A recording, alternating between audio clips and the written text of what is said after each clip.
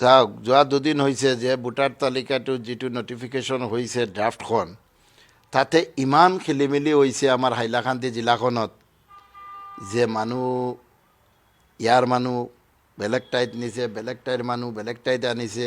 দুটা LAC আছে 122 আৰু 121, দুটাৰো ওলট পালট কৰিছে।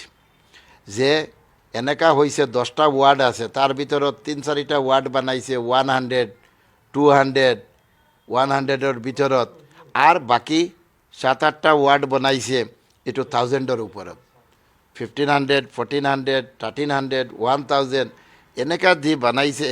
গাঁৱৰ মানুহে প্ৰশ্ন কৰি আছে, আমি এটা গাঁও পঞ্চায়তত আছোঁ, 3টা ৱাৰ্ড 100, 100, 150, 200 এনেকা, আৰু বাকীবিলাক 1000-ৰ ওপৰত।